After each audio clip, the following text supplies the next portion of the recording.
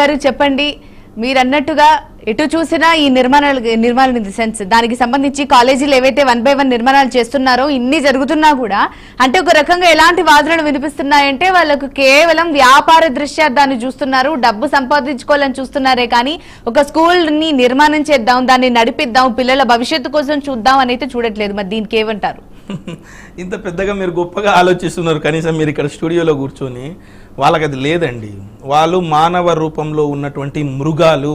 ఈ మాట ఎందుకు అంటున్నా అంటే గత 20 ఏళ్లుగా నేను విద్యారంగ సమస్యలపైన ఘోరంగా తెలంగాణ రాష్ట్రంతో పాటు సమైక్య రాష్ట్రం ఉన్నప్పుడు కూడా పోరాటం చేసినటువంటి వాళ్ళం. మేము అంటే విద్యార్థి సంఘాల నుంచి పోరాటం చేసినటువంటి వాళ్ళం.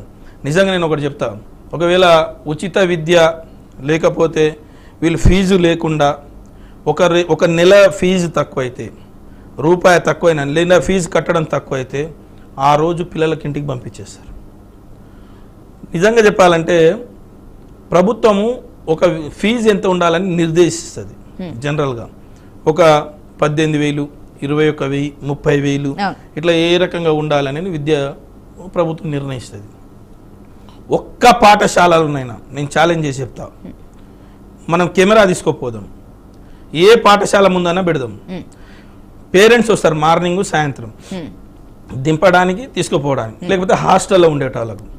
అక్కడికి పోయిన తర్వాత అడుగుదాం, ఒక్కరికి కూడా 1,50,000 కంటే తక్కువ ఉంటే 1,50,000 రూపాయలేమో ఫీజులు కట్టాల, అదనంగా డ్రెస్ అని, షూ అని, టై అని, ఇక రకరకాల పేర్లతోటి ఫీజులు దండుకోవడమే వీళ్ళ యొక్క పని.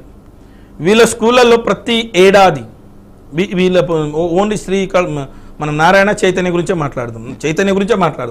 ఒక్క చైతన్య కళాశాల నుంచి పాఠశాల నుంచి ఒక ఏడాదిలో రమారమి బయటికి జాయిన్ అయ్యే వాళ్ళ సంఖ్య, బయటికి వెళ్ళే వాళ్ళ సంఖ్య నేను చూసుకున్నట్లయితే 10 లక్షల మంది, తక్కువ 10 లక్షలు, 10 లక్షల మంది విద్యార్థులు ఆ పాఠశాలలో చేరి 10 లక్షల మంది విద్యార్థులకు జీవితాలను ఆగం చేస్తున్నటువంటి ఈ కార్పొరేట్ మాఫియానే శ్రీ చైతన్య కళాశాల. అంటే నాకు ఒక చిన్న డౌట్ జనరల్గా ఏమనిపిస్తుంది అంటే, ఇప్పుడు డబ్బులు తీసుకుంటున్నారు, తీసుకున్న దానికైనా కనీస చదువు చెప్తున్నారా, లేకపోతే మొత్తానికే గాలికి వదిలేసి కేవలం ఈ డబ్బు మీదనే కాన్సన్ట్రేషన్ పెట్టి మీరు ఉండండి, చేస్తే చేయండి, మా రూల్స్ ఫాలో అవ్వండి, ఈ ధోరణిలో ఉంటున్నారా వాళ్ళు? నేనేమంటున్నా అంటే పాఠశాల అన్న తర్వాత ఆ పాఠశాలను నడపడానికి, ప్రభుత్వానికి చూపించడానికి వాళ్ళ దగ్గర ఉండాల్సినటువంటి అన్ని ఫేక్ అన్నీ ఉంటాయి, మిగతావి ఉంటాయి.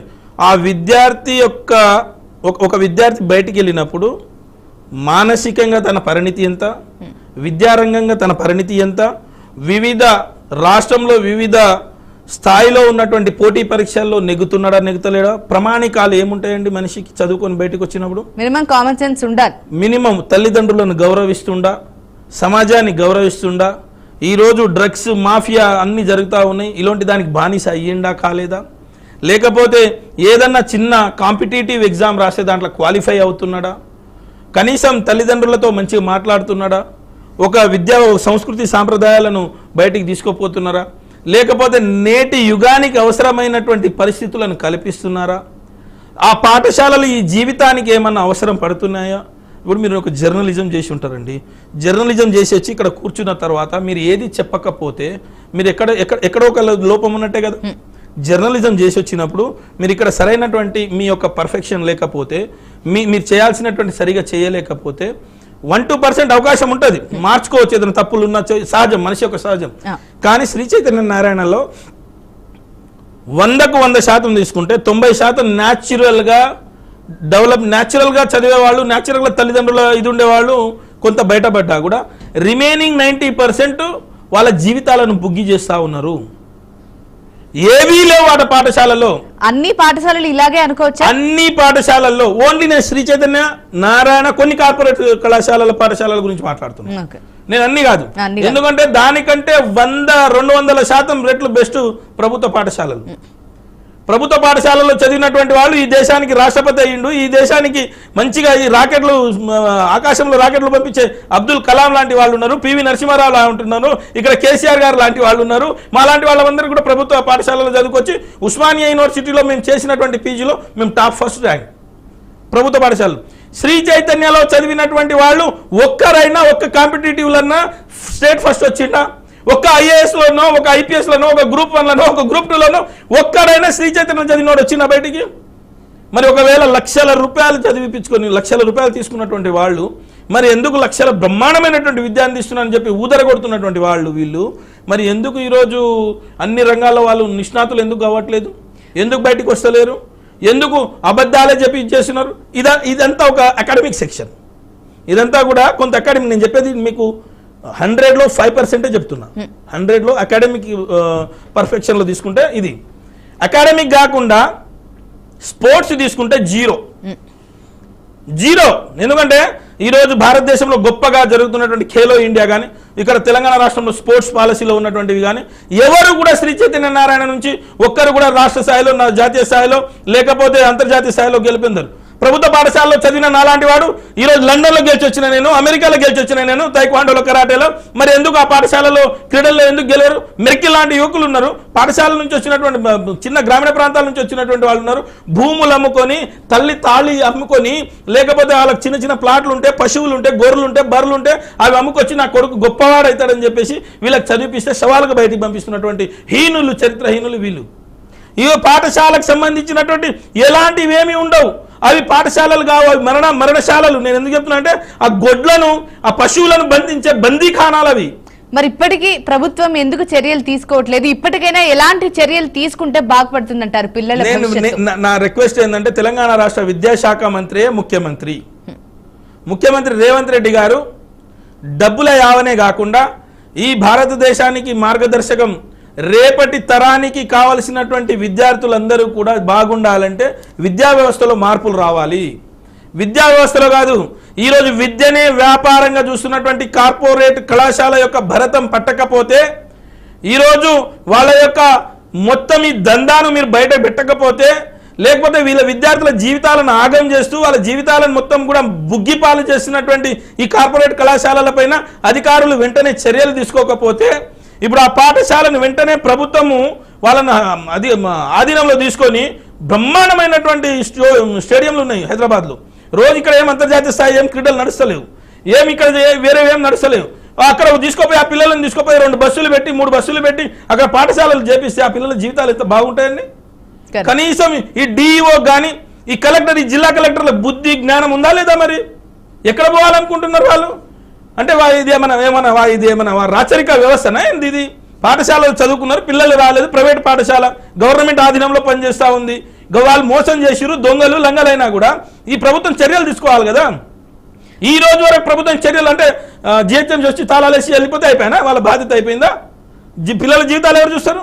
వాళ్ళ భవిష్యత్తు ఖచ్చితంగా చూడాలి. ఎగ్జామ్ రాసే పరిస్థితి, రేపు యాన్యువల్ ఎగ్జామ్ అవుతున్నాయి, ఈ మధ్యలో అసెస్మెంట్ ఎగ్జామ్ నడుస్తూ ఉన్నాయి, ప్రతి ఒక్కటి నడుస్తూ ఉన్నాయి. మరి వాళ్ళ జీవితాలు ఎట్లా?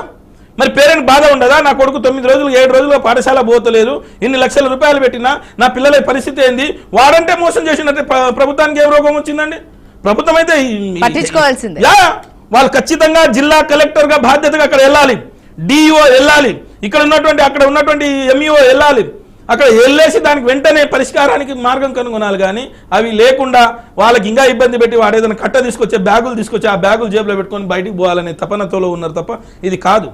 మరి ఇప్పుడు ఈ పిల్లల సమస్య ఏదైతే ఉందో అసలు తీరుతుందంటారా? సీజ్ చేసిన స్కూల్ ని మళ్ళీ రీఓపెన్ చేసి అలా చేయగలుగుతారా? ఫైనల్ గా ఓవరాల్ గా దీని మీద మీ వర్డిక్ట్ చెప్పండి. ఫైనల్ గా ఒకటి ఫస్ట్ వీళ్ళపైన క్రిమినల్ కేసులు పెట్టాలి. శ్రీ చైతన్య కళాశాల పైన క్రిమినల్ కేసు పెట్టి వాళ్ళకి బొక్కలు వేయాలి. ఈ పిల్లలను ప్రభుత్వమే తమ బాధ్యతగా పిల్లలను మంచి ఒక గ్రౌండ్ కానీ ఒక బిల్డింగ్ కానీ ఒకటి మంచి అన్ని హంగుల ఆర్భాటాలు ఉన్నవి మంచివి చూసుకొని వాళ్ళకి వెంటనే అక్కడికి వెళ్ళేసి ప్రభుత్వమే కొంతమందిని డిప్లాయ్ చేసి ప్రభుత్వం కొంతమంది టీచర్లను డిప్లాయ్ చేసి ఆ 1400 మందిని కాపాడాలి. ఆ 1400 మందికి విద్యార్థులకు విద్యా బోధనలు చేయాలి. విద్యా బోధనలు చేయకుండా ఏదైతే ప్రభుత్వాన్ని నియమ నిబంధనలకు అనుకూలంగా పనిచేయకుండా 9 సంవత్సరాలుగా ప్రభుత్వానికి కన్ను మూపించి ప్రభుత్వ నియమ నిబంధనలు మొత్తం తిలోదకాలు ఇచ్చి ఆ పాఠశాలను నడుపుతున్నటువంటి వాళ్ళను క్రిమినల్ కేసులు పెట్టి జైల్లో పెట్టి ఏదైతే పేరెంట్స్ డబ్బులు కట్టినటువంటి పేరెంట్స్ ఉన్నారో వెంటనే ఆ పేరెంట్స్కి కట్టిన ఫీజులు వెంటనే రిటర్న్ చెల్లించి వాళ్ళకి మళ్ళీ సరైన అన్ని సదుపాయాలు కల్పించి ఉచితంగా విద్యను అందించాలి. 1400 మందికి డబ్బులు రిటర్న్ ఇవ్వాలి, కేసులు పెట్టాలి, ఆ పిల్లలకు వెంటనే చదువు చెప్పించాలి. ఇది ప్రభుత్వం చేయాల్సింది తప్ప ప్రభుత్వం అది చేయకపోగా ఈరోజు నిమ్మకు నీరెత్తినట్టు వ్యవహరిస్తుంది. ఇది మంచి పద్ధతి కాదు.